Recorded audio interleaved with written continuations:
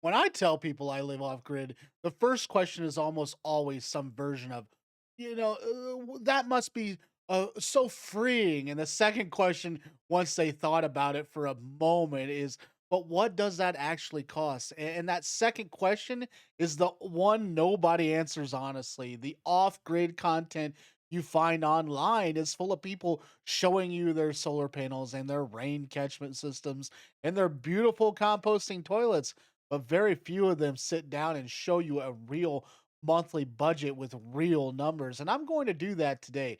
Every category, actual figures, and nothing rounded up to make it look better than it actually is, because the decision to go off grid deserves honest math, not a highlighted reel.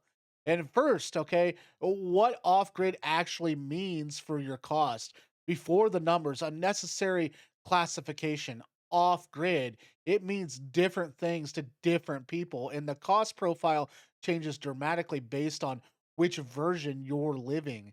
Fully off grid means no utilities connection whatsoever.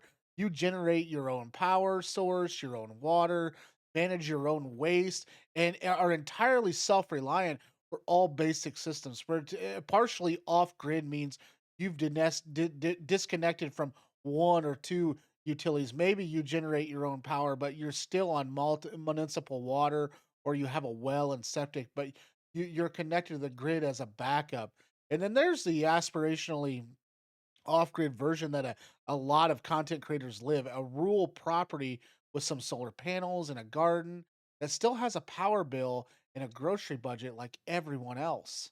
The numbers I'm going to give you, I ask for genuine, fully off-grid living on a rural property, not a fantasy, not a worst case, not a worst case, just an honest monthly accounting of what this life actually costs once the initial setup is behind you.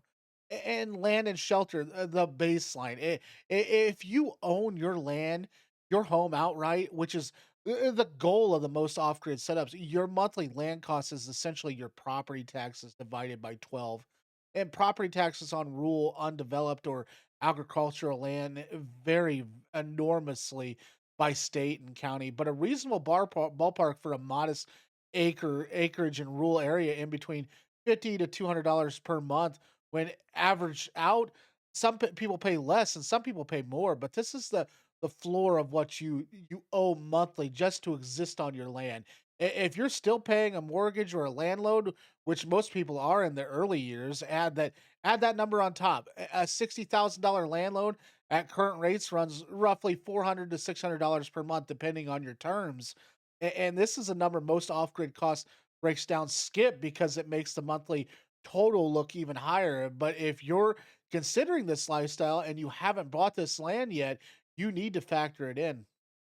So my monthly land and shelter costs $140 in property tax, and no mortgage, and the land is paid off. The shelter is structure I built. I also paid off.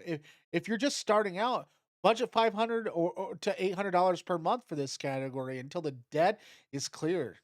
And power, what solar actually costs monthly. The solar system is the largest upfront cost of off-grid living. A property, sized system for a modest home runs between 15 to $30,000 installed. And once it's paid for, the ongoing monthly cost drops to almost nothing in the short term.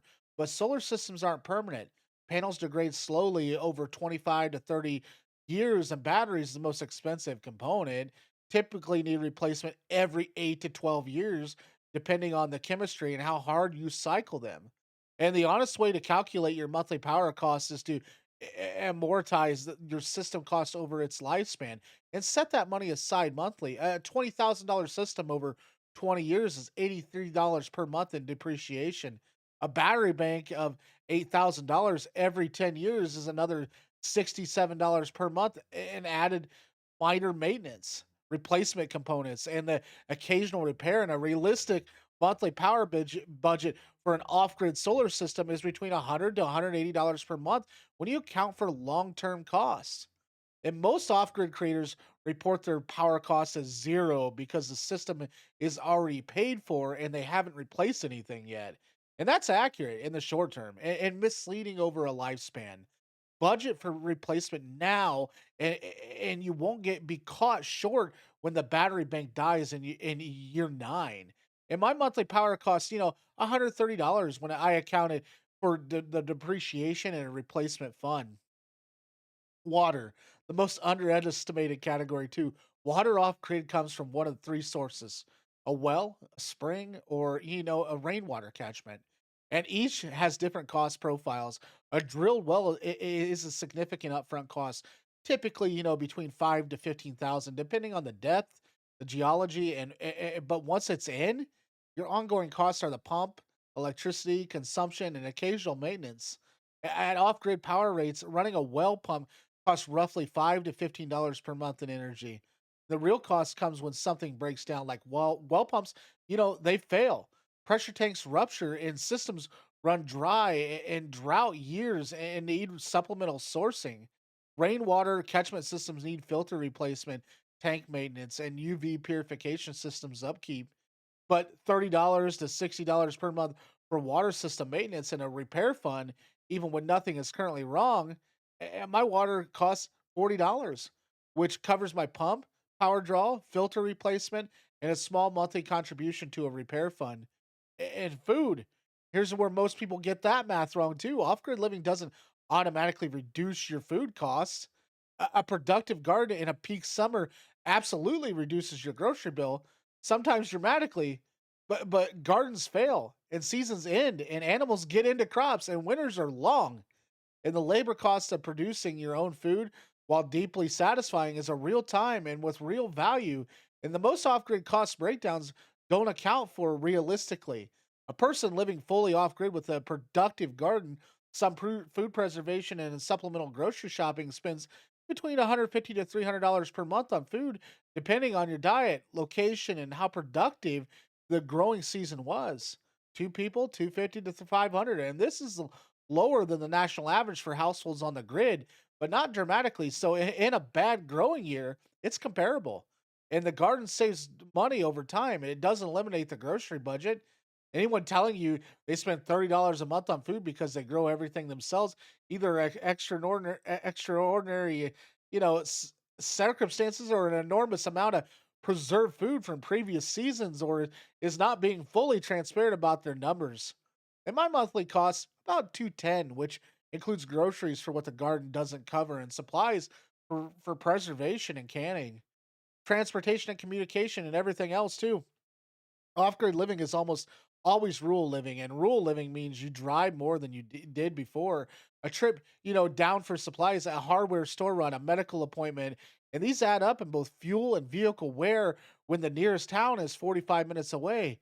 Budget $150 to $250 per month for transportation costs, including fuel, insurance, and a vehicle maintenance fund. Internet access off grid has gotten dramatically easier with satellite internet options now available in most rural areas. Expect to pay between $60 to $100 to or $120 per month for reliable satellite connection. And this is not negotiable if you work remotely or run any kind of online business. And many off-grid households do because the land didn't pay for itself. Phone service, health insurance, and remaining subscriptions, tools and equipment replacement, medical expenses. These don't disappear because you moved off grid. In the budget, $200 to $300 per month for this catch-all category, and you'll be close. And the honest monthly total. And here's what a realistic, fully off grid monthly budget looks like for one person with land and shelter paid off. Property taxes, they run about $140. Power depreciation and replacement funds, they run $130. And water systems, they run about $40. Food runs about $210, and transportation runs about $200. Internet and phones, $100. And miscellaneous tools, supplies, health, and unexpected costs, they run $250. The the total lands at approximately, you know, around 1,070 per month for two people sharing the fixed costs, and the per person number drops closer to $700 to $800 per month. And that's genuinely lower than most urban and suburban living costs, but it assumes you have the land and shelter already fully paid off. Your systems are functioning and nothing major breaks that month. The real numbers for someone in the early years still carrying a land loan and building out system is closer to $1,800 to $2,500 per month.